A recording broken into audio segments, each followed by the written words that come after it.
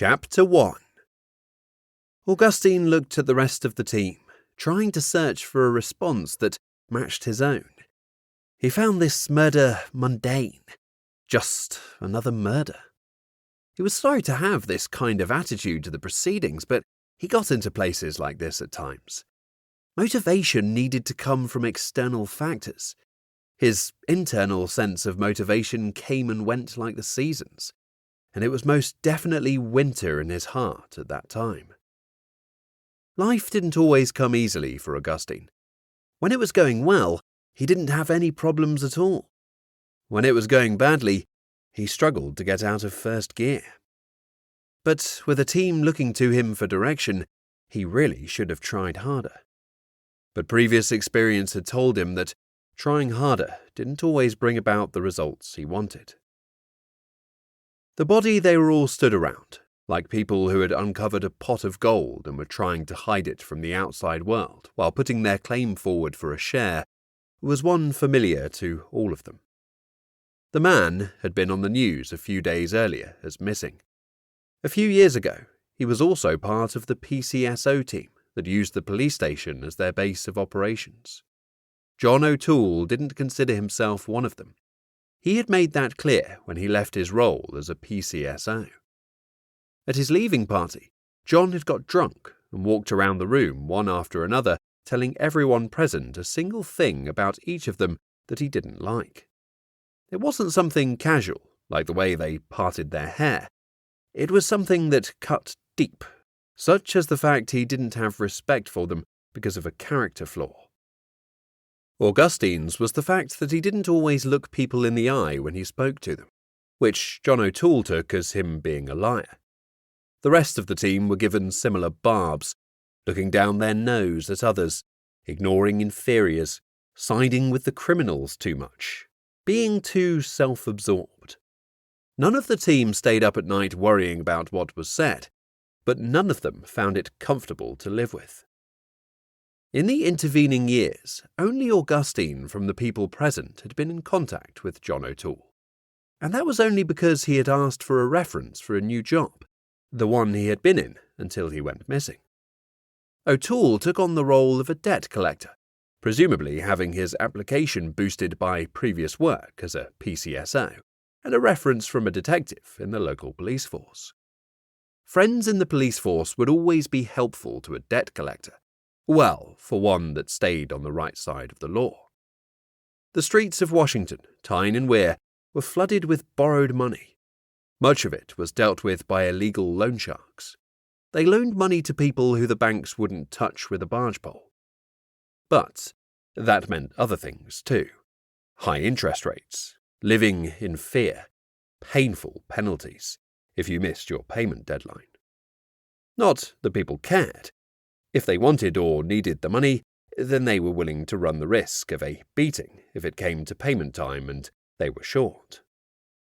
O'Toole didn't work for one of these loan companies, but for one that was more legitimate. He was only activated when the procedures had been worked through. First, a letter to the home of the borrower, reminding them of a missed payment. Then, a second letter, pretty much the same as the first, except for the words "second reminder" at the top of the page. The process was laid out by the FCA, who regulated lenders. Ignoring the code could mean that the debt was written off, or they faced a hefty fine. A letter with a bit more threat attached to it would come next. It would outline the potential actions if they continued to ignore their responsibility to repay the lender the amount that was owed. The loan shark would have gone from knocking on the door to knocking on their ribs with a baseball bat by now. One of the actions outlined in the letter was sending out a company of bailiffs to recover the debt. That was where John O'Toole would get a nod. He loved the cut and thrust of the job. It was different every day. On a morning he might be visiting the home of a tenant who had failed to pay their rent for the past goodness knows how many months. He would explain what he was there for, and they would plead with him. "Come on, you're human too. Do you have a family? What would you want someone to do to your family? Where's your conscience? Give me 2 days and I'll get it sorted." But John wasn't there to reason. He wasn't allowed to make changes to the agreement. He was employed to regain possession of the property for the rightful owner, the landlord. The fact that the matter had taken months and gone through court wasn't enough of a jolt to the non-paying tenant. Someone turning up at their front door telling them to leave made it real in a way that none of the letters ever could. Then, in the afternoon, he would visit a business that maybe didn't pay a bill to another business owner. The time for amicable solutions had passed. Everything had got bitter. Threats took over from demands, which themselves had morphed from requests. Nobody wanted to lose face. Nobody wanted to lose money. Chapter 2. The guy smells strongly of drink, Electra offered in the silence.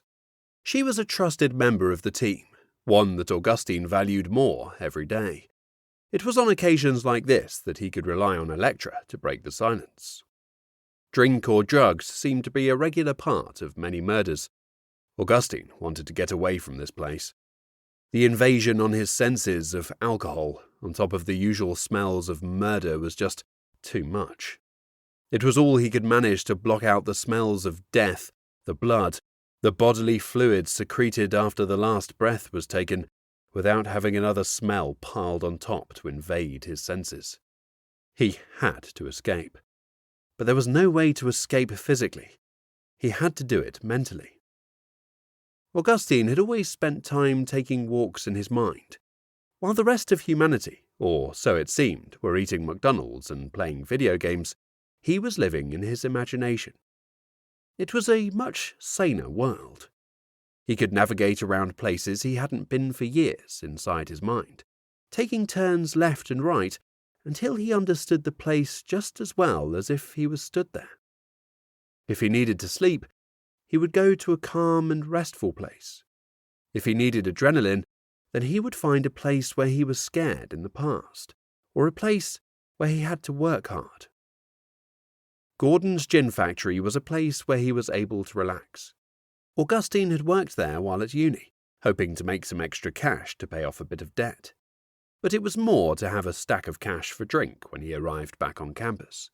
Whiskey was his tipple back in those days, and he liked it American, Jack Daniels, Southern Comfort, Jim Beam or Wild Turkey, with Coke. Nothing else seemed to hit the right spot. Pre-drinking was the only way he could get drunk more than once per week. He just didn't have the cash to do it any other way, even with the 1990s pub prices. Half a bottle of Jack in his room before appearing for the night was the norm. But now, Augustine hadn't seen a bottle of whiskey in many years. It was part of the job, staying away from the drink so he was fresh in the morning. Social drinking was the norm. Getting loaded before he left home just wasn't part of the plan any longer. Unless the drink cut his throat, then we're not entirely sure that's the cause of death, are we? Gary offered by way of riposte. He couldn't let someone else have the last word, even if he hadn't been quick-thinking enough to deliver the first. The group of detectives looked up from the corpse and across at Gary, who had his gaze decidedly fixed on Electra. All were watching for a response. None was given by either party. "Let's keep talking," said Augustine, now back in the room. This room was in the Campanile Hotel in the Ayton district of Washington, just off the A1, the main road between the capitals of England and Scotland. "I think that if we talk this out, we'll start to get somewhere. Lou, what do you have?" Augustine wanted the team to discuss what was in front of them. He thought it best if that conversation was steered clear of the tension between Gary and Electra. It was apparent to him that the rest of them were stunned by the outward aggression shown by each of these towards the other. The team hadn't been formed that long in its entirety, and Augustine wanted it to stay that way. Electra was his lieutenant, having worked her way up with Augustine over a number of years. Gary was the man that nobody else in the force wanted to work with. Augustine took him under pressure from his former boss. People told him that he'd regret it. He was starting to see what they meant. "I feel like this is more than a simple killing," Lou started. He was by far the oldest member of the team. That brought with it a calmness that was missing from the earlier exchanges. Augustine wished that he could have some of Lou's calmness at times. We all knew John. He didn't make friends easily, but could lose friends quite quickly if he wanted to. They will say at his funeral that he didn't suffer fools gladly. I think that's an understatement. He often went out of his way to find those fools and let them know what he thought of them. And then there's his job.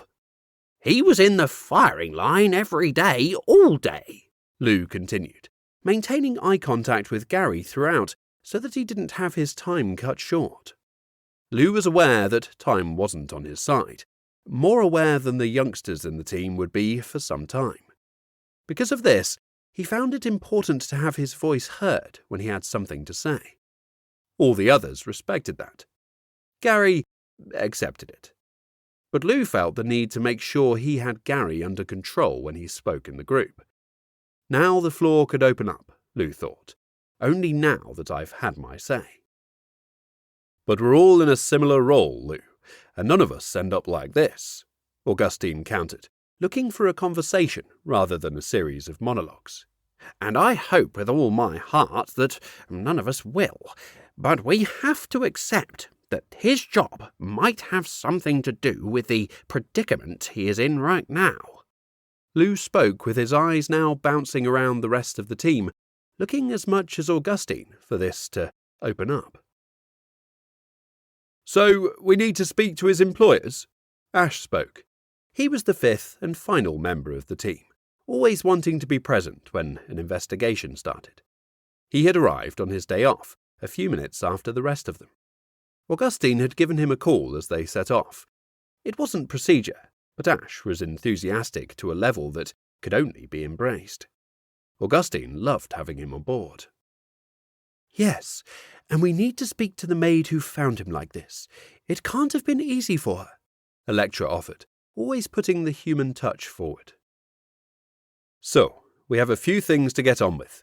Ash, you're on with the employers. Electra, the maid. Gary, how about speaking to the other people who run the hotel? Managers, reception staff, and let's see what CCTV they have, if any. Lou, that leaves the other nearby businesses. Hopefully there will be something unusual that sparks our interest. I'll coordinate things from a room the hotel has kindly offered us on the ground floor. I doubt there will be much demand for rooms to have business meetings or the like here for a short while, once the news is out. So, any questions? Augustine asked. He was faced with people looking down at the body, hoping that someone else would address the elephant in the room. The body had its eyes removed. They were laid across the carpet, presumably placed looking straight back at the body, as though they held the clue to the identity of the killer. Augustine knew that he would have to address this situation before they moved on. Eyes are a funny thing. They give us access to the entire world of colours, shapes and movements. But they say that a person born blind doesn't miss any of this. It's not like their experience of the world states that they should have 5 senses. It's not like they have this huge gap in their life where they feel sight should be. Contrast this to someone who was born sighted and loses that later in life. Do they feel this gaping hole where they once had sight? They feel like they were missing out on something. And they are probably right. The eyes are the window to the soul. But that's for people looking in. For those looking out, the eyes are the windows to the world. We underestimate vision. We take it for granted. When the world looks like an amazing place, we thank God, Buddha, Allah, and everyone else for the gift we have been given. When we don't like the world around us, we put our hands over our eyes. The world isn't any different. We just can't absorb quite as much of it because we have deprived one of our senses. And I think these eyes are some kind of clue from the killer. Why can't a death just be a death? Why do we end up dealing with psychos that have to play with the body after? Isn't it just enough to kill? Electra asked, as though she was in a state of despair.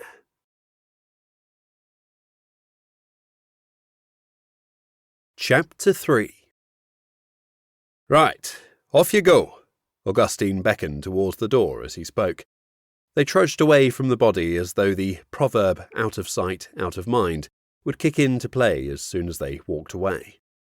Keeping the body in their view would keep it fresh in their minds and provide the inspiration to solve the crime.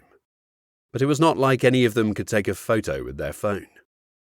Electra, I wanted to ask you about those shoes. Are they suitable for police work? Augustine wanted to find a way of calling her back without drawing attention to the fact she was clearly upset a few moments earlier.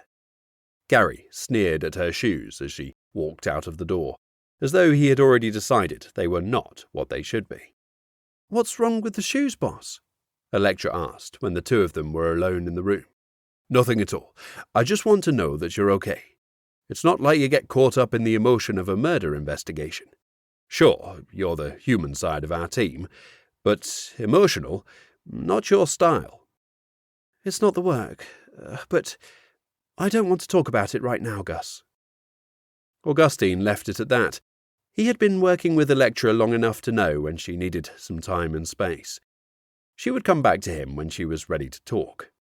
It never took long, but it was a more difficult task than trying to draw blood from a stone, trying to pry something out of Electra when she wasn't ready to talk. Switch your mind back to the job in hand, Augustine. She will be all right, you know it. He walked out of the room where the murder had taken place. It was a single room, booked by John O'Toole and paid in cash, so not a great deal to go on there. The CCTV in the hotel was as grainy as it was with most businesses in the town. Money was spent putting systems in a few years ago as a deterrent rather than a means of recording and replaying crimes. The owners of the hotel decided that it would keep the kids away from the graffiti that had made its way across the side of the hotel. That, and the fact that a few cars had been broken into in the car park, were enough to prompt a small expenditure on a CCTV system that was bottom of the range and served a single purpose: trying to convince people that they would be found out if they did something they were not supposed to do. About one step up from a fake burglar alarm attached to the side of the building. The system was installed by a local company, who told the business owners there was only so much they could do for the fee they were willing to pay. 8 cameras, none on the top floor of the building, and only 2 outside. So, they opted for 1 in the car park, 1 in the entrance, and then 3 in the reception area. It was one of the sad facts of running a business that you needed to keep an eye on the customers and 1 eye on the staff members. Working in retail or hospitality in particular meant that you had hundreds, if not thousands of pounds passing through your fingertips day after day. The temptation for some of this to find its way into a pocket, bag, tucked into the shoe, or passed to a friend or family member was far too great for some. The cameras in the reception made sure that no customers could just put their hands in the till, but it also served the purpose of letting the people who could rightly have their hands in the till know that if they chose to put some of that money where it shouldn't be, then they would be caught. The biggest camera looked straight down over the reception area into the till drawer when it was open. Crime and criminal caught on the same camera at the same time. If only all the crimes in the town of Washington were as easy to solve. The final 3 cameras were installed at the entrance to the lift on the ground floor, and the first 2 floors occupied by the hotel rooms and the guests. That was it. As there was little to do in the first few minutes of the investigation, as others went out and did their job, Augustine went through to see what Gary was doing. "Boyle, what's happening?" Gary asked as he walked through the door to the main office which housed Gary, the hotel manager, and the CCTV system. From there, it was only a short hop to the reception, where 2 receptionists stood talking to each other as though nothing had happened. Gary had decided that he would speak to the manager, find out how to use the archaic CCTV system, and then ask for the receptionists one by one. Augustine could see this was a decent enough plan of action, so sat in with him as the manager was interviewed. She hadn't been at work that day, so she was not a great deal of use in terms of uncovering what had transpired, but would give a good background of the hotel and the people working there. Gary asked all the usual questions, asking for staff rotas, full names and addresses of each member of the team, as well as access details in and out of the hotel. What codes or keys are needed, who has these, whether they are changed regularly, etc. How do the cleaners and maintenance people get into the rooms? Gary asked the manager, while looking her up and down. Gary's past told Augustine that he was working her out as a witness, as well as working her out as a potential sexual conquest. Augustine concluded she was way out of his league. Gary had a reputation as a bit of a womanizer in the force. Augustine couldn't see what the attraction was, but was prepared to believe that Gary could be successful if he put his mind to it. But not on this occasion. The hotel manager was in her 30s, blonde, with a large chest, and legs at least as long as Augustine's, he reckoned. They have access keys, a bit like the credit card room keys we give out to guests, but these get you in any room you like. She responded with a smile that made Augustine think twice about Gary's potential success. He sat back in his chair so he could watch what was going on. And who gives these out? They can only be produced by me. I have a machine here, linked to the desk computer that produces these cards, she said as she fished into her pocket for an example card that Gary and Augustine could see. And how many are in circulation? What happens when someone leaves? There are about 10 in use at the moment. The cleaning team of 5 all have one, the 2 maintenance guys, me, and then probably 2 that haven't been given back when people leave. They only last for 6 months and then expire, as far as I am aware. I think we've had 2 leavers in the last 6 months that haven't given back their cards. I can look through the staff records and let you know a list of names if you like, the manager offered. Gary was still working her out on 2 fronts. Augustine was watching him closely. Gary's success rate in interviews was high. His communication skills with the rest of the team left something to be desired. But when one-on-one with a witness or suspect, he was pretty good at cutting to the chase. Augustine watched for a few pointers, like a student watched their teacher. I think you'd better check everything with your head office, and then we'll get a list together of the people I want to contact. Pick up the phone and make sure you're okay to give these details out. We'll get them anyway, but it's better to go through the correct channels first, Gary explained. He was right. If needed, a warrant for the details would come pretty quickly. But to have permission put the hotel manager in a safe place with her employers. She was called Sally Finch, like the bird, and Augustine thought that she would be able to fly like a bird if a weightless frame that carried nothing but the essentials of organs, flesh and bone, plus breasts. There didn't look to be an ounce of fat on her.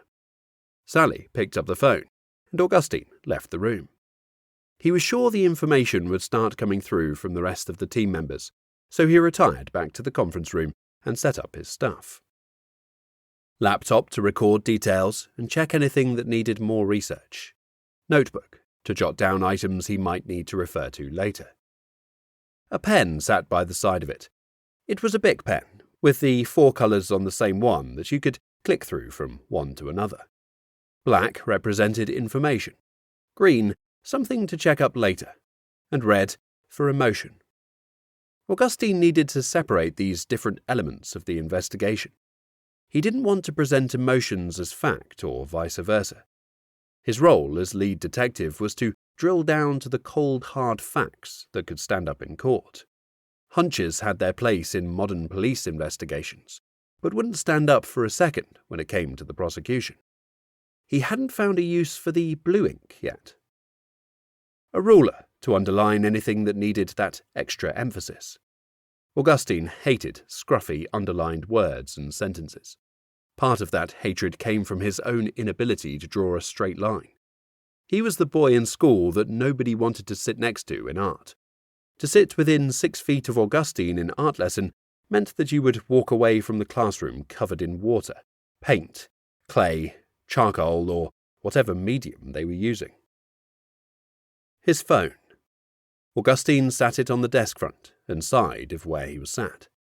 He had a tendency to miss calls because he didn't recognize the noise or vibration from his phone in his pocket.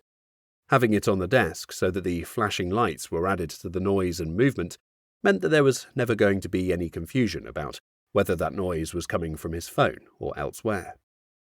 He didn't expect the rest of the team to communicate with him by phone, as they were all situated a short walk from the conference room, but he had to consider the possibility that they might. At any rate, he was ready for whatever the rest of the day threw at him. Electra was first back to Augustine. She had spoken to the maid who went in to clean the room and found the body. Electra explained that she was absolutely distraught, to the point where most of the words coming out of her mouth were indecipherable. But the overall message was one of absolute shock and horror. She was a church-going woman, no taller than 5 foot, no younger than 55. "That kind of evil shouldn't be brought on any man," was about the only sentence she spoke clearly. The other bits of information Electra managed to glean from her were that the bed had been slept in, the bathroom had something floating in it that she flushed away, and the window was left open a crack to let the air in. Whoever killed must have had a queasy stomach. Electra wished that the shit in the toilet was still there so they could check who it belonged to. Any clue is a good clue. In any case, there were no traces of it around the rest of the toilet, a feat that Augustine rarely managed to achieve. "Gus, I'm sorry about earlier. It's just my latest useless boyfriend. I've kicked him out because he doesn't feel that he should contribute around the home. He works from home half the time and leaves it in a shit tip, expecting me to pick up after him. No idea where he got that idea from, but I've never cleaned up his crap. Suppose he'll go back home and get Mummy to tidy up after him," Electra explained. "Not a problem. Just know that I'm always here for you. I've learned when to give you a bit of time, and when to push you for more. I think this is a time for the latter of those two." "No need. I'm going to tell you. He wasn't much at all in bed. I'm not giving details. I know what you men are like. But I'm not sure he knew my arse from my elbow, and I'd much rather he spent time around my elbow. The time was right for him to move on, or move backwards, actually. Anyway, there is no reason for me to put up with crap from anyone." "We all carry a certain degree of crap with us, Electra. Even people as close as possible to perfect, like you and me. We all have to decide what bits we can put up with and what bits we just can't. It seems to me like you don't put up with anything." "I know, Gus, but there is only so much I can take." "I know. I'm just suggesting that your tolerance level is lower than most." Chapter 4. Forensics were in the room now, looking for the rest of the clues that might piece together who exactly had been there. The corpse of John O'Toole was taken away in a body bag by the coroner to be given a post-mortem before being readied for a funeral. For some reason, Electra remembered a conversation she had with John when he worked for the police station about their bodies after death. Electra had always wanted to be cremated, as there was precious little land spare for more and more graveyards. John wanted to be buried, so his body could give nutrients back to the soil. Life delivering life. Augustine's mind was somewhere else. He wondered what would happen to O'Toole's eyes. Would they be popped back into the sockets, put in his top pocket for safekeeping, or would they travel in a separate container to the rest of the body? He had no idea why his mind wandered to the obscure in times like this. He settled on the fact they would be put into a pocket somewhere on John O'Toole's clothing, ready for the coroner to take out when he was ready. Electra waited with Augustine for the forensics report, which would be the next step in their particular part of the investigation. Across the corridor, Gary was talking to receptionist number 1, who had been on shift for the first half of the night. They had quite a large window to work with at that time, before the time of death could be accurately established, but that wasn't a problem.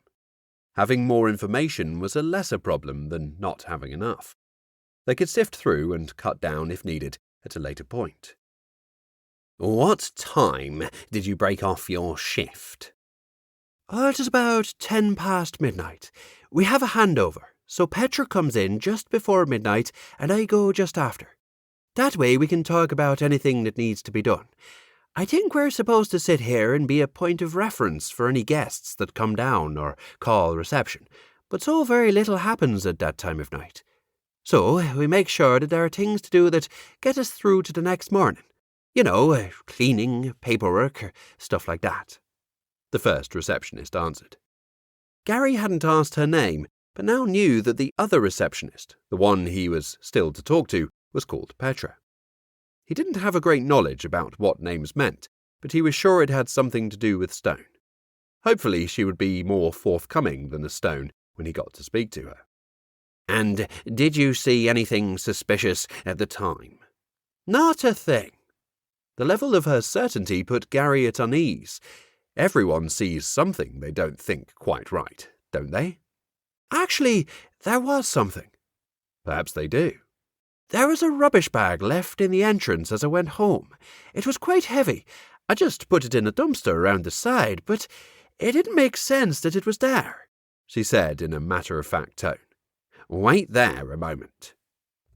Gary ran out of the room and across the corridor to the room where Augustine and Electra were talking, managing to avoid the desk, door handles, and several other obstacles on his way. Boyle, the rubbish bag's in the big bin out the back. One was left in the entrance. Probably worth checking, Gary uttered, a little out of breath, before running back in the opposite direction to continue talking to the receptionist. What's your name? He started back with a question he should have asked earlier. I'm Bella Burton. Didn't they tell you that? Probably, but I'd like to hear everything from you rather than a third party. Do you have a criminal record, Bella? Gary didn't know why the question came into his head. He just decided it was relevant. No, not at all. I think this is probably the first time in my life I've ever spoken to someone who works for the police. Why do you ask? Just wanted to know. It's all part of the job, see? The chances of someone committing a crime are quite low. The chances of someone who has already committed a crime committing another is much higher. Even murder? Bella asked. Even murder. So, you checked this guy in, John O'Toole? Yes, pretty much a normal transaction, except for the fact that he didn't book in advance and paid in cash. We don't get many walk-ins from the streets anymore, especially on the outskirts of town. When I worked in the Liverpool city centre, Campanile, we would get loads of people who walk in off the streets, and lots of them would pay cash, but not here. And did he have luggage? Yes, I'm pretty sure he had a case with him. I thought it was quite a big case for a one-night stay, but he's not the only one. Some people bring their own kettles, hairdryers, and all sorts, even though we have them all in the rooms. Thought maybe he was one of them. Gary finished up with Bella and quickly checked with Augustine to see if he had checked the rubbish container for the bag that might carry clues. No such luck. A bag of takeaway rubbish, probably from a local shop that didn't want to pay for their own bin collection. Did we recover a case from the room? He had one with him when he checked in, Gary asked, looking at Augustine with one sentence and then Electra with the other. He didn't know where to look when he was addressing two people, so tried to address both. Augustine looked at Electra. She looked back without any indication she had an answer. Not sure, but we'll look into it. Don't remember it being mentioned at all, Augustine responded, and headed up to the room where John O'Toole's body had been found. Back to Petra, Gary went through the motions, asking questions, getting bland answers that led him nowhere. Gary liked the cut and thrust of the interview, but much preferred one with a potential murderer than a bored receptionist that had seen nothing at all. Ash was better suited to this. Finished with the two receptionists for now, Gary looked through his notes and made corrections where he had missed or rushed a piece of information. There would be full statements taken by a uniformed police officer soon after, but Gary needed information to report back to the team. That way, they could get their heads together and kickstart the investigation. He walked slowly, deliberately, through to the room where Augustine was directing operations. The look on Augustine's face was one of confusion. No case, no bag, No possessions other than what was about his person, but a wallet full of 20s was still there. Not sure where we're going with this, but the missing case looks pretty important. Don't you think? Augustine uttered. Yes, boss. Boyle. Electra and Gary replied at the exact same time, but with slightly different responses. They blended into one. Let's take a look at the CCTV, shall we? The same response from the two of them. Augustine had been trained in the police way of progressing conversations. The first thing you had to do was get people agreeing and nodding their heads. Then they would start to feel like you, and they are linked. The more you get someone nodding their head, the more likely you were to get their agreement. Build trust and you build bridges. This worked in community policing, interviewing suspects, and talking to the team. Augustine loved it. Chapter 5. The CCTV was as sketchy as they expected.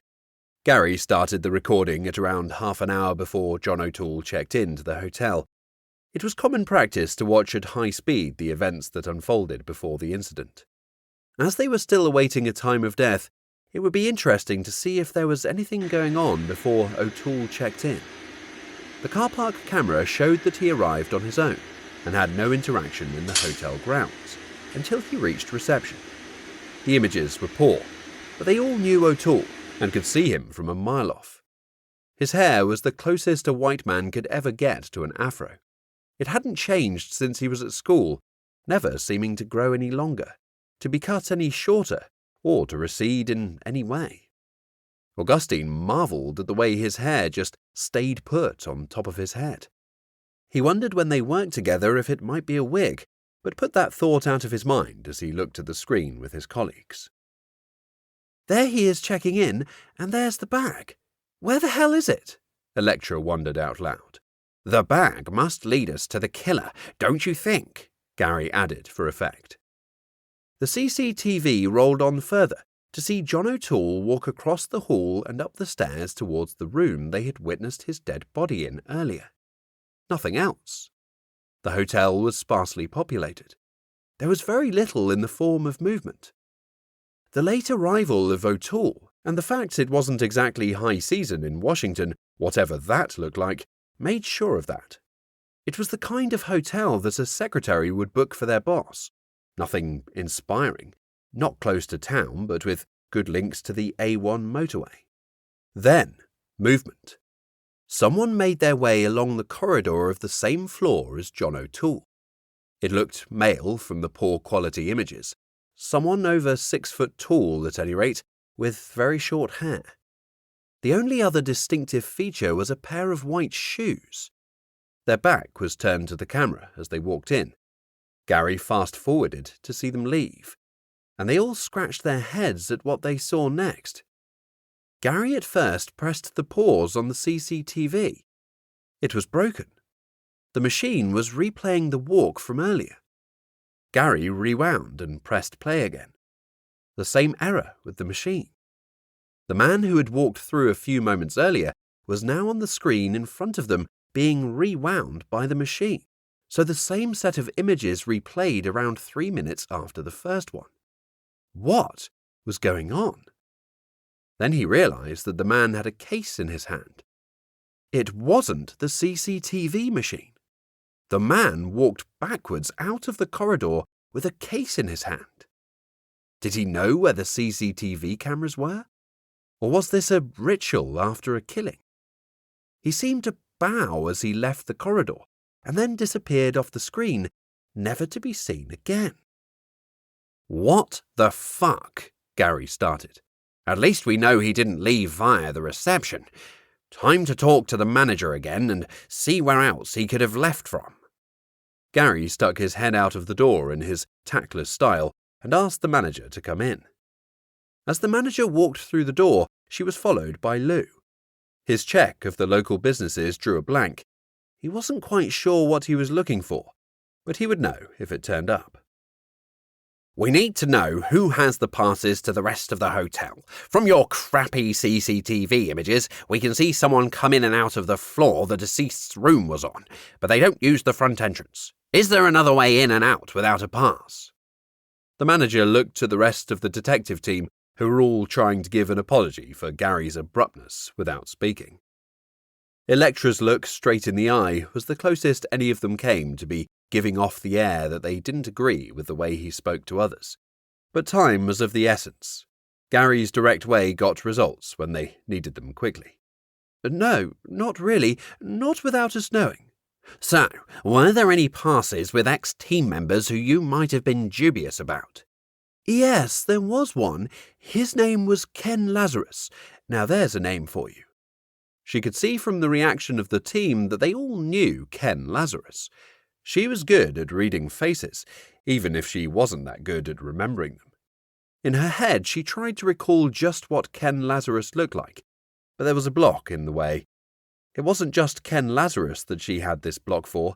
It was pretty much every face she had ever set eyes on. And why do you mention this guy? Gary asked, probing for more information.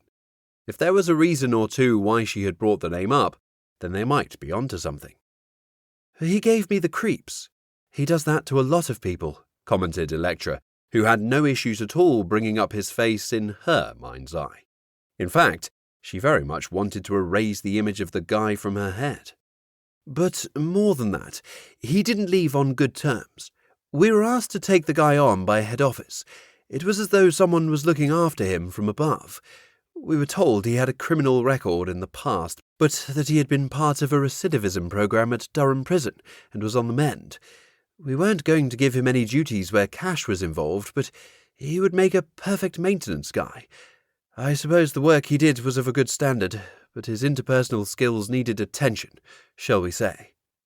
Electra could sense a tension in the voice of the hotel manager, like she was recalling a particular situation with Lazarus. And were there any specific examples that you could tell us? Electra asked, trying to intervene as little as possible, but keeping the conversation flowing. Lou was making notes. Trust Lou to stick to protocol and support the rest of the team. When he left, he threatened to burn the place to the ground with all of us in it. Most of the others who worked here thought it was just an empty threat, but I had seen the evil in his eyes, and I believed every last word of it. I reported it to head office, and once again it was like he was being looked after from on high. We were told to drop it, the manager explained, with regret in her voice. It shook like the last leaf on a tree in the autumn wind. He did what? They did what? Electra intervened. It was all she could take. She was sick of people being treated like second-class citizens because they were in menial jobs. She saw it everywhere. Her friend was a solicitor, working on employment tribunals. The things that a company thought they could get away with because they had power and their employees didn't was startling. They would talk about it long into the night. Electra wished that was part of the role of the police, arresting the heads of big organizations to bring them to justice for their crimes against the ordinary man or woman on the street. But it was beyond her remit. They just told us to get on with things. There were a few people down from head office asking if we were okay, but I got the impression they were far more interested in whether we were going to say something to someone. Anyway, I did what I was told. I can't afford to lose my job here with bills to pay and mouths to feed. I'm shocked, Electra said, now not letting her desire to keep the hotel manager talking going. I remember as clear as day Mr. White from head office coming to chat to me in this office. It was the only other time I've sat in this chair, she gestured. Gary realized at that point he had taken the manager's chair when looking at the CCTV and asking questions. It was high-backed, covered in blue hard-wearing fabric with adjustable arms, back and height. Must have cost a good few £100. Gary saw it as the throne he should rightfully occupy. Let's look at asking Mr. Lazarus a few questions, shall we? Augustine said by way of closing down the conversation. Chapter 6. Ash was sat in the head office of the Campanile UK organisation, which happened to be situated just south of the River Tyne in the city of Gateshead.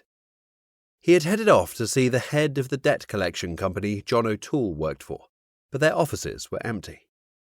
By coincidence, they shared the building with another company that could be useful in the investigation. The imposing black building was partly occupied by Campanile UK and the debt collection company. Ash couldn't work out what the rest of it was. There was a reception and pretty much nothing else on show. The reception itself was manned by one person, who had her head down whilst on the phone. By the way her body language swayed, Ash assumed it was a personal call rather than a business one. People had much more fun on personal calls. He also assumed that if he could see her eyes, they would be lit up with the excitement of the conversation. Dull eyes just wouldn't go with that kind of happy, positive body language. She had seen him waiting, but not rang off the call, so he took a seat and waited for her to finish the conversation so he could approach. He had parked in a nearby public car park because the barriers for the office car park were firmly down, and there appeared to be a charge of £5 to enter. While he was sure he'd be able to talk his way out of the £5 charge, it felt like it was much easier to just park nearby and walk. He used the time to repeatedly call the debt collection company. 4 calls of no answer, then a 5th where someone answered his call, identified themselves, and then told him they were not in the office, busy. He arranged to call them later and find a mutual time to talk. The wind was kicking up, as it tended to do at that time of year, but aside from that it was dry and not too cold. At least it was warm enough for Ash not to have needed to scrape the ice off his windscreen earlier this morning. When he first learned to drive, it felt like he had to scrape the ice every morning, but now it was down to a few times a winter. Maybe the talk about global warming was true. As he sat there, he felt a presence at the back of his neck. Checking the reflection on the glass wall in front of him, he could see someone pull into the car park at the same barrier he had encountered. They had stopped and wound the passenger side window down to look at him rather than the driver's side window to negotiate the barrier. Ash had noticed when he pulled up that there was a keypad, so presumably there was a system whereby people could enter a number and gain access. The eyes burned hot on the back of his neck, and then they were gone. The driver turned the other way, the barrier opened, and he drove forwards. It was within the minute that the driver reappeared, walking past the back of Ash again before entering the reception area. "Can I help you, my friend? We're not expecting any visitors today." Ash stood up and flashed his badge. "I'm Detective Planter, and I'm here to speak to someone in the Campanile organisation. Can you help me?" "I'm Pierre White, the head of the Campanile's UK business. Maybe you'd like to come upstairs and chat with me. Have you signed in?" the man asked. Ash hadn't signed in. He hadn't been able to do anything because he had been ignored by the receptionist. "No, I haven't," he answered. "Then, if you put your details in the visitor's book, it's procedure. I guess you know all about that," Pierre White said with a smile. Ash warmed to his genuine nature. It felt very different to the person he thought was driving the car. Maybe it was a tough journey, and he needed a few moments to compose himself. Ash went through the formalities as the receptionist stayed on her call, trying to hide away from the other two as though they were interrupting something far more important than the business they were conducting. "Let's go upstairs to somewhere more private. But before we do that, can I ask, Detective, why you are here?" Pierre spoke quietly, and Ash had to concentrate fully on every word that was being said in order to piece together the sentence as a whole. "Shall we talk about that in private?" Ash replied, looking at the top of White's head, which was making the transition from dark to the same colour as his surname. Ash wondered 2 things. Firstly, how old the guy was, and secondly, when the same thing would happen to him. He had always said to friends that he didn't mind receding or going grey, but not both. "I'd rather know what's going on," White insisted. "It's about a murdered man we found in one of your hotels. Now can we go and talk somewhere?" Ash replied. It was as though he'd punctured White's facade of pleasantry. The face dropped, the eyes intensified, and he headed towards the lift without another word. Ash decided that was his cue to follow. There were 2 lifts and 1 button. In Ash's mind, this meant only one thing. Guess which lift would arrive first. It was a game he had always played as a kid with his mum. It felt like he won pretty much all of the games he played with his mum at the time, but with hindsight he reckoned on a 50-50 split. The law of averages took care of that. "Which lift do you think will come first?" Ash asked Pierre White, both to entertain himself and an attempt to lighten the mood. "What do you mean?" White answered by way of a question, obviously still caught up in what he was going to say when the 2 of them arrived upstairs. "I choose the left one. I think that will be the lift that gets here first. Do you want one on the right?" Ash reverted to his childhood when in a situation like this. It made him feel happy, the times he got to spend with a mother who was going through her own problems, with a husband who wouldn't remain faithful. "Okay, I choose the right one," White replied, with a glimmer in his eye, like he knew something the detective didn't. The right lift was the one that arrived first. Pierre smiled and ushered Ash into the lift before him, following him and pressing the button to floor 3. It was a narrow building, made all the more obvious when they arrived at the 3rd floor. A series of glass partitions showed the outer walls of the building. "Take a seat," White gestured towards the first office and first pair of seats he could see. Ash was surprised that a company who operated around 20 hotels across the UK was run by an empty office. He and White were the only 2 bodies in the headquarters. "Cuppa," Pierre White offered. "Yes, that would be nice, thank you. Tea, no milk, no sugar, please," Ash replied with the same child in his voice as the lift game. It was always nice to be offered a drink, he decided. "Just be a minute. I'll make it fresh with a kettle and a tea bag. We have a machine, but it's only switched on when someone walks in for the day, so it takes longer than a kettle to brew. Plus, it tastes like shit," White explained like he had nothing better to talk about. Returning about 2 minutes later with 2 teas, White placed them on the desk and was ready to talk. "Is it the Washington Hotel?" White inquired. "Yes." "So, there has been a body found in the room of one of our hotels. Why would that lead you to my door?" he asked. "Don't you have any worries like the welfare of your customers? Are your staff okay, or even is the hotel still making money?" Ash asked, wondering how the guy could find out someone was discovered dead in one of his hotels and then be calm enough to ask if he wanted a cup of tea, and then to ask a question like that. "Oh, yes, I'm concerned about that. But don't you have people closer to the crime to speak to? Anyway, is it one of our customers? Are the staff okay? Is the hotel open?" "No. Yes. I think so. No." "What?" "The answers to your questions, in the order they were asked. No, I don't have people closer to the crime to talk to. We're a team, and we work on different elements before all coming together. Yes, it was one of your customers who is deceased. I think your staff are okay, but this will have come as a shock to many of them, particularly the maid who found the body. And no, your hotel is not open, unless you want to turn it into some kind of grisly tourist attraction," Ash detailed. He could see that White wouldn't have put the last suggestion totally out of mind if he thought there was a fast buck to be made from it. "Okay, that's a lot of information to take in. So, how can I help?" White asked, with a tone in his voice that indicated he felt the conversation as coming to an end. His volume increased too. "I'm looking into some of the practices of the hotel chain. It looks like the deceased was murdered. I can't say anything more than that at the moment, but it also looks like the potential killer might have entered the building without passing through reception.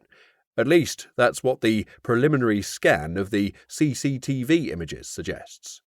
So, I suppose I'm asking you how a killer might enter the building without using the main entrance." Ash invited White to talk, but it wasn't forthcoming.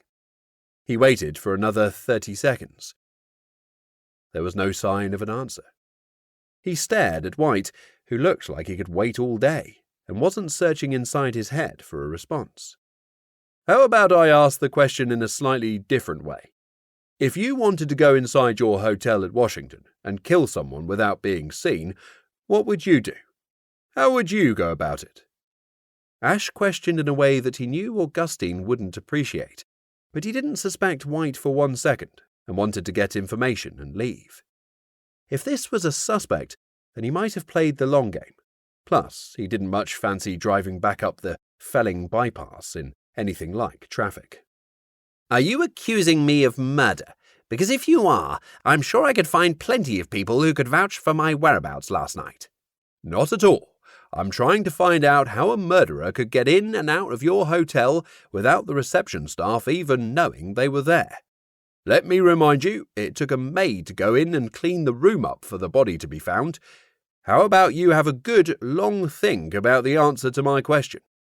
I'll finish up this cup of tea while you mull it over. Thanks for the cuppa." Ash raised his cup at the end of speaking, as though he was raising a round of cheers for an act of celebration.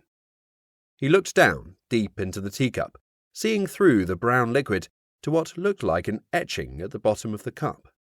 It was too hot to drink all in one go, but he kept the cup to his lips and tried to work out the message.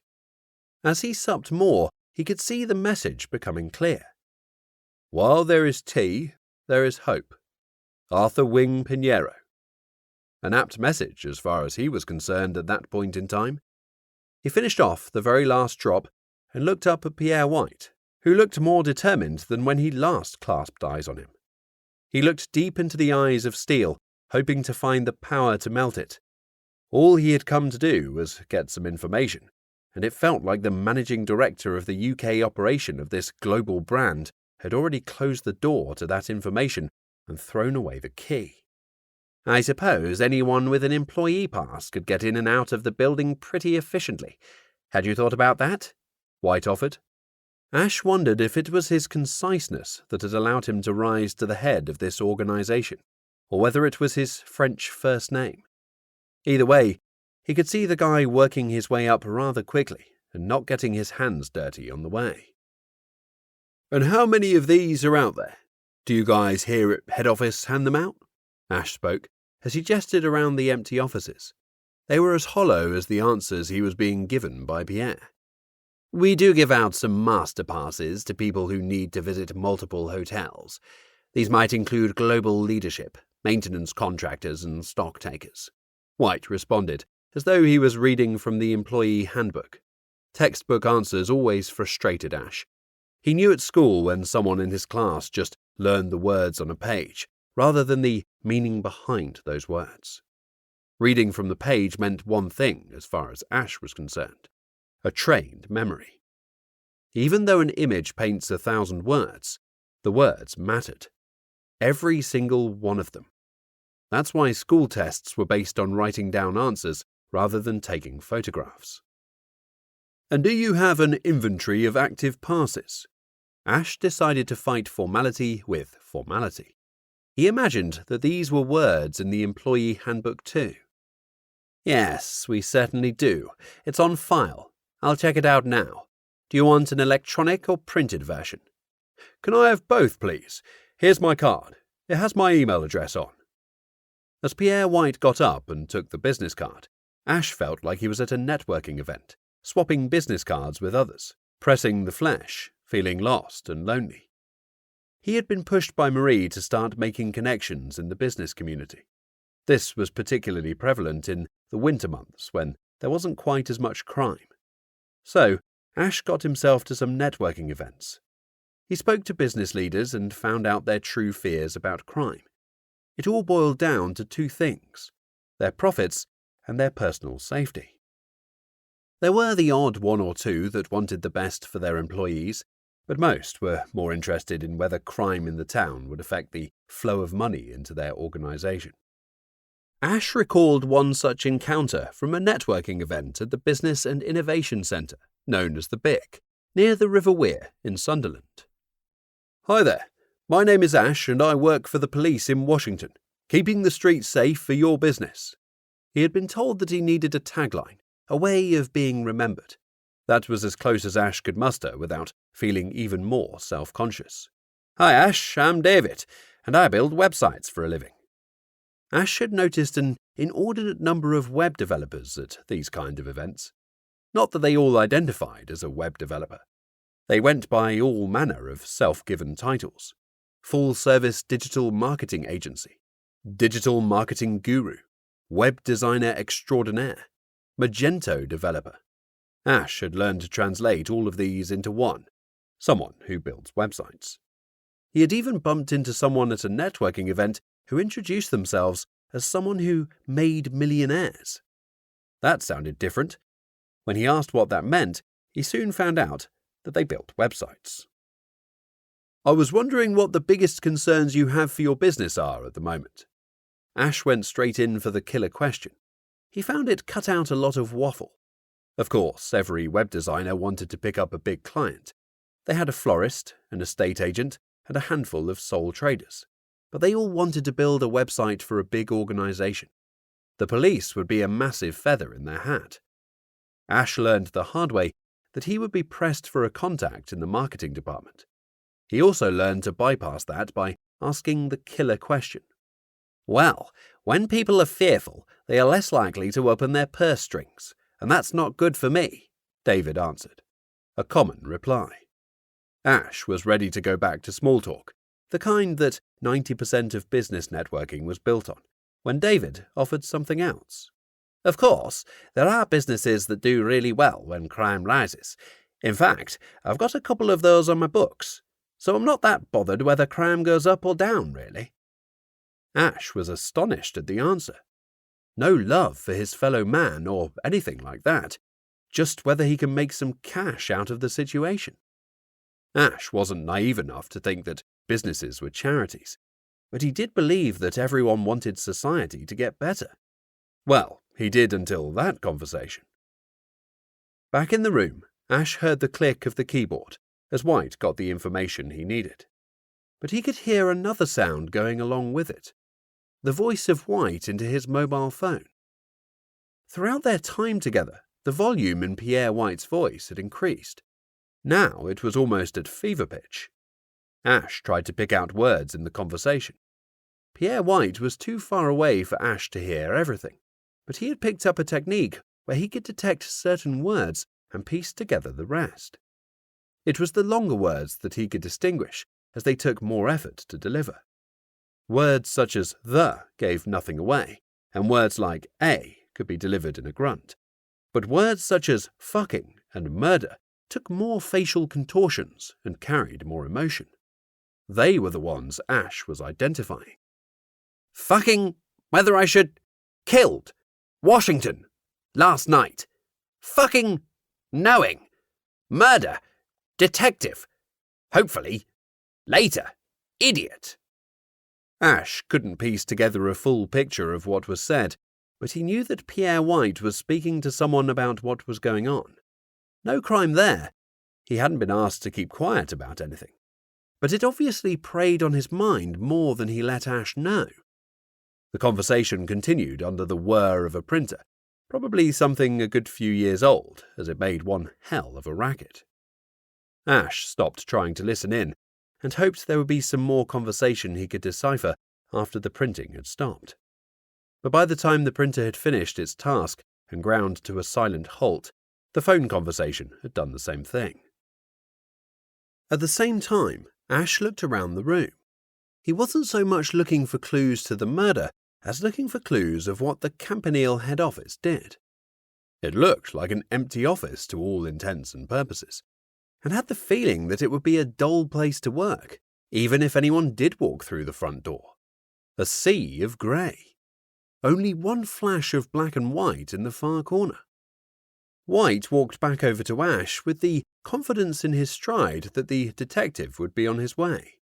I think this is what you are looking for. I've also emailed a PDF to your email address. Is there anything else, Detective? This is a good start, thank you. I may have more questions when I get through all of this, but for now, that's just what I need. Good, White replied. He started to walk towards the lifts without sitting down on his journey from the printer. Ash got up and followed. He suspected that the man would let his guard down a little when he thought it was all over. That was the moment Ash had been waiting for. So, how long have you worked for the company?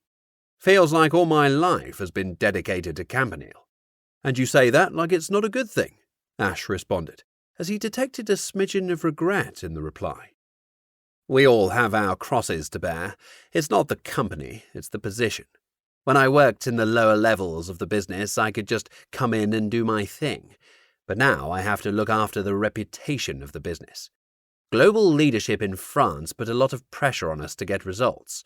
It's my job to do anything necessary to ensure those results keep on coming.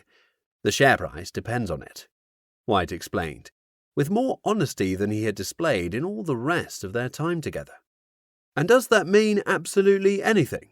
Ash asked, hoping the honesty would continue.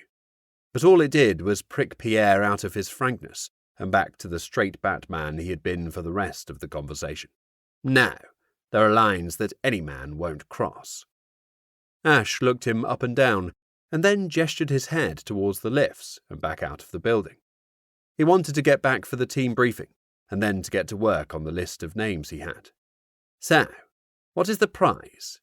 Pierre White asked Ash, as they walked out of the office together towards the lifts. The prize for what? Guessing which lift would come first. Ash turned, facing the man who he felt had answered all of his questions and answered none of them at the same time. He was looking for a crack in the veneer of control. No crack was present. Oh, just the satisfaction that you have won. That until the next round. We play again every time we are faced with a similar situation. Oh, I like that feeling, White replied, with a smugness that Ash hadn't felt in some time. As Ash left, he noticed the out-of-order sign on the lift that he had chosen earlier. He hoped that Pierre White didn't have any more inside knowledge that he had kept hidden.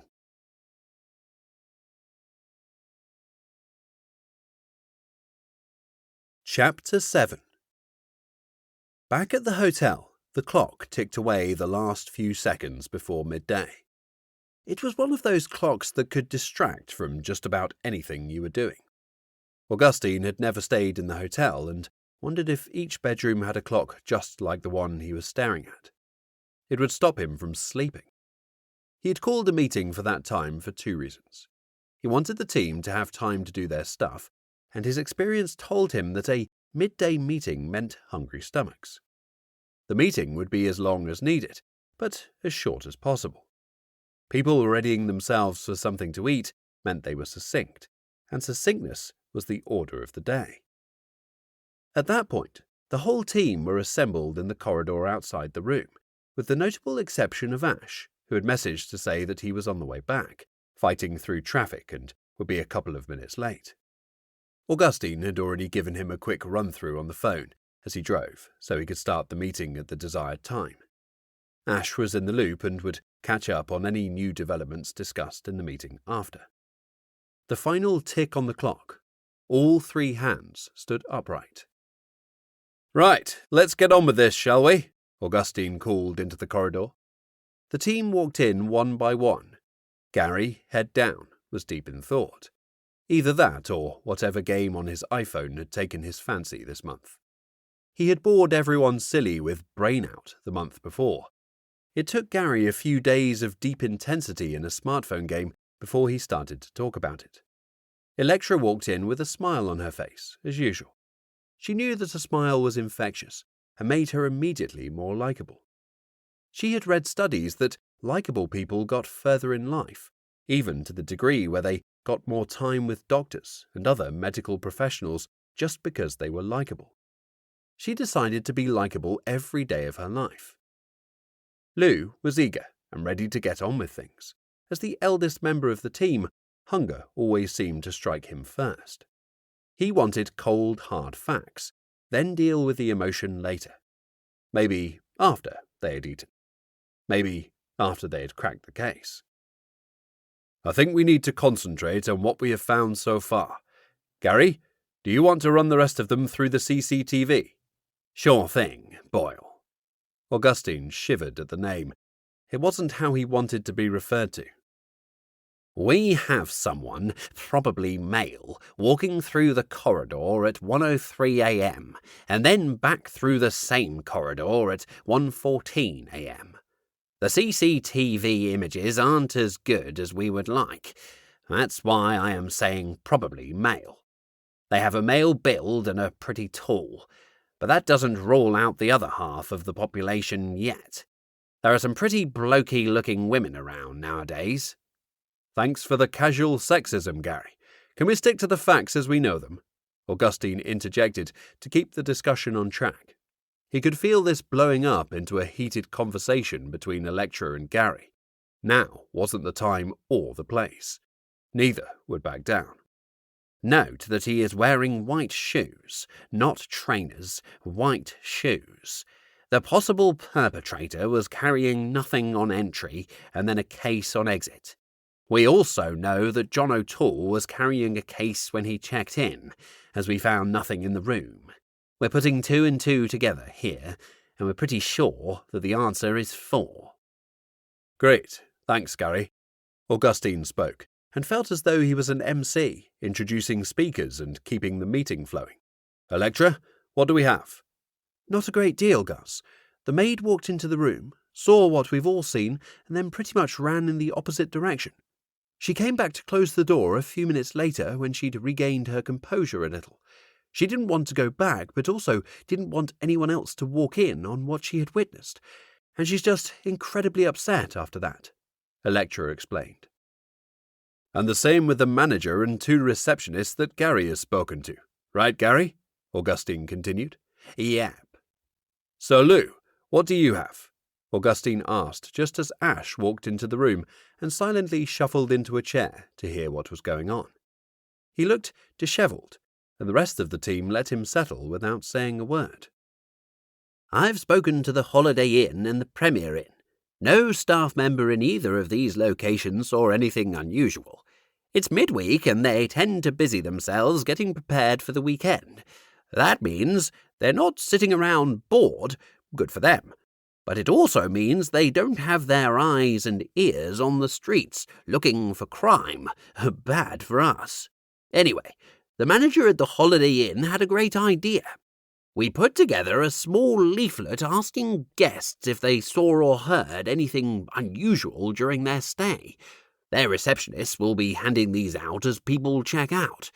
It might give us a lead or 2. Same at the Premier Inn. I've put my number down, so all these will come through to me. They all have CCTV systems too, but much of it is focused internally.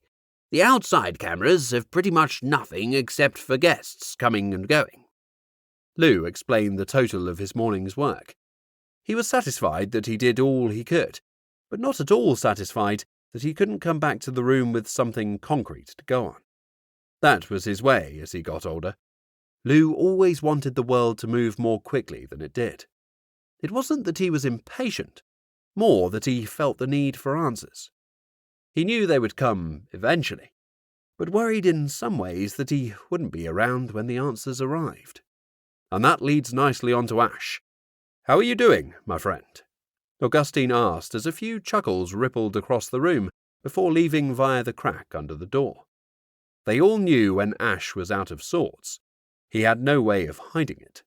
The discomfort of his morning was written all over his face.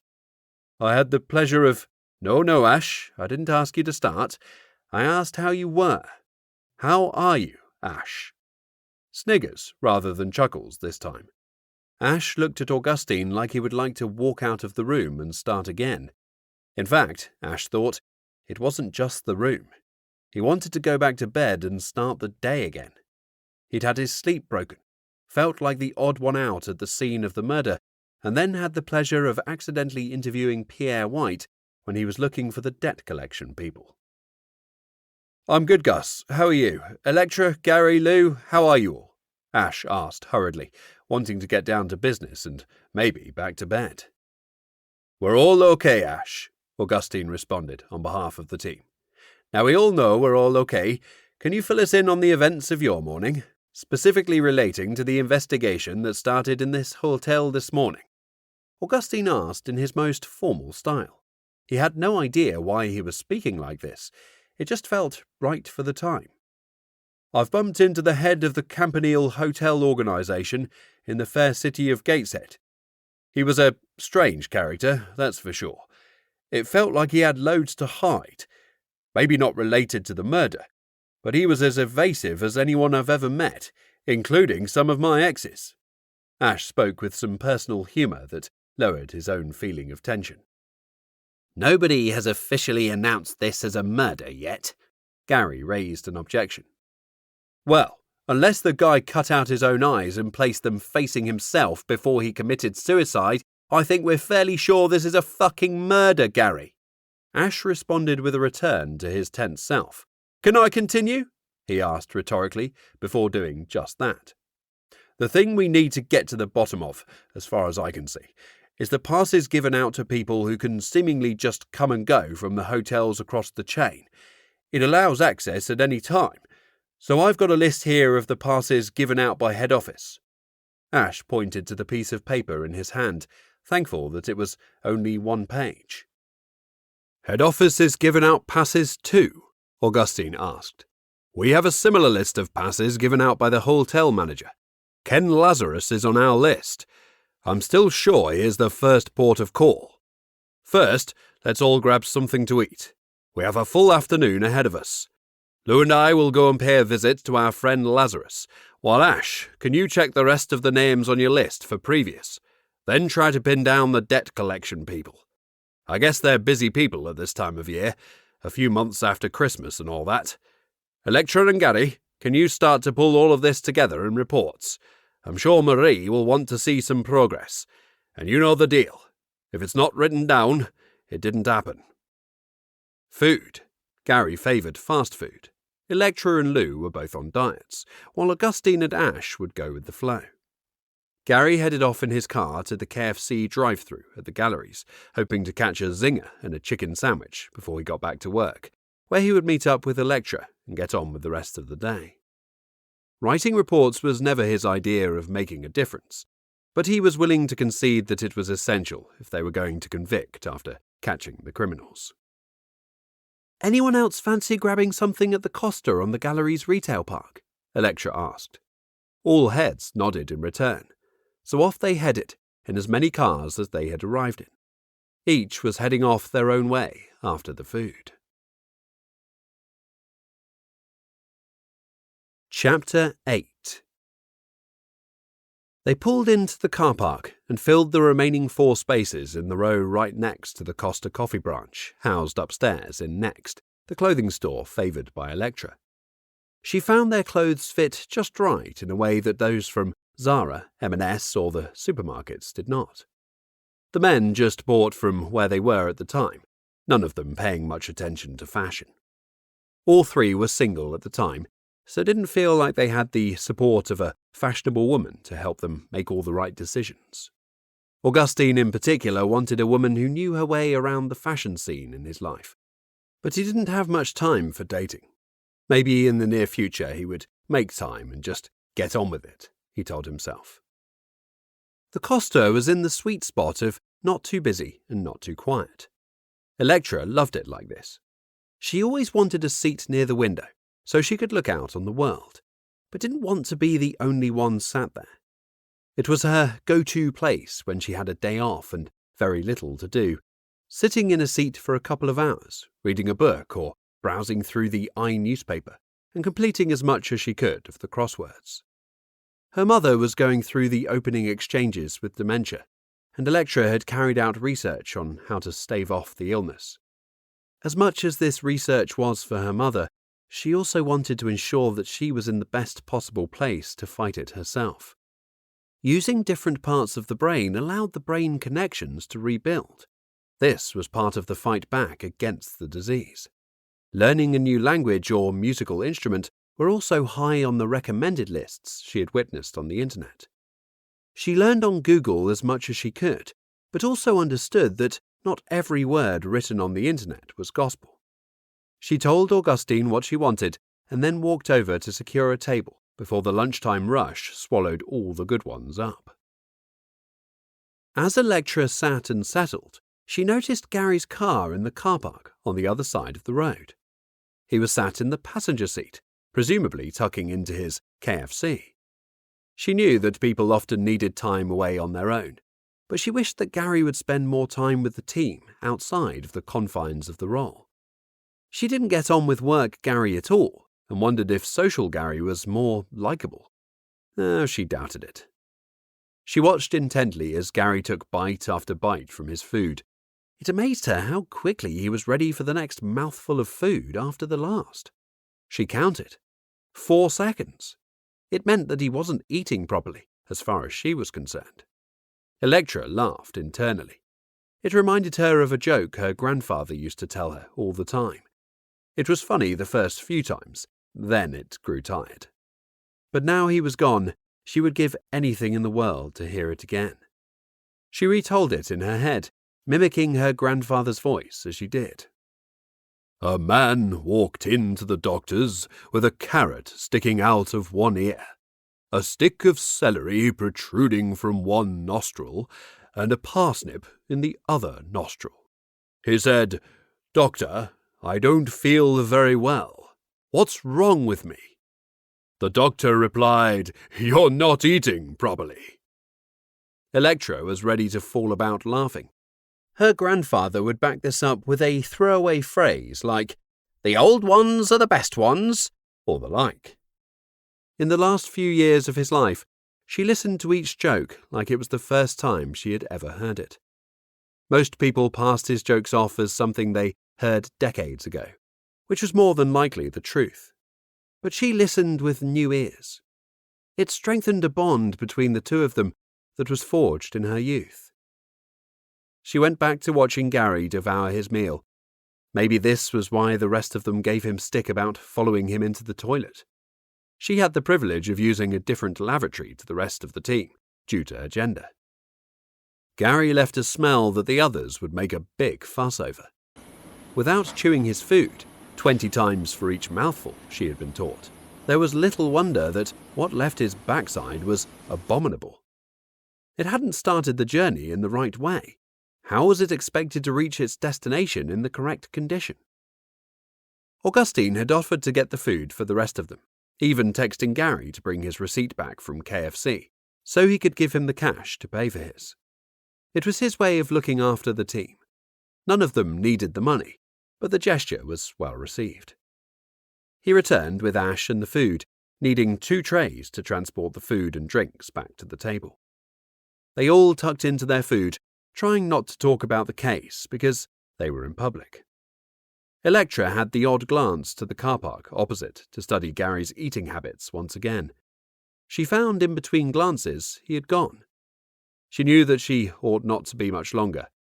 It felt like poor form for her to get back to the office much later than someone else doing the same job. Even Gary. They were part of a team, after all. The food was finished in no time at all. Concentration made their mind and body hungry. They all stood up at the same moment without a word. The place was starting to get busy, and there was much work to do. Chapter 9. "Lou, can we go in your car?" Augustine asked. "Of course, boss. You leaving yours here?" Lou responded. Augustine didn't reply. It wasn't a rhetorical question, but the pair of them knew the answer. At any rate, where else would he leave it? The air outside next on the gallery's retail park was thick with the smells of spring. Blossom had arrived on the trees and was starting to wilt, giving off that sweet smell that attracted bees and pleased anyone who happened to walk by at the right point. The fumes of the car park and surrounding roads switched back and forth with the blossom, providing a positive-negative oscillation to the nostrils. The sky was going through a similar series of repeating patterns from sunshine to cloud. The difference between the light of sun and dark of cloud was significant. Augustine wondered what the measure of light actually was. Lou already knew. In his time, he had worked as the manager of a petrol station. One of the regular checks he had to make was the light on the forecourt at night. It was measured in lux. Lou had a health and safety checklist that felt as long as his arm. One of the driving factors behind a company as large as BP, who Lou worked for, was their health and safety record.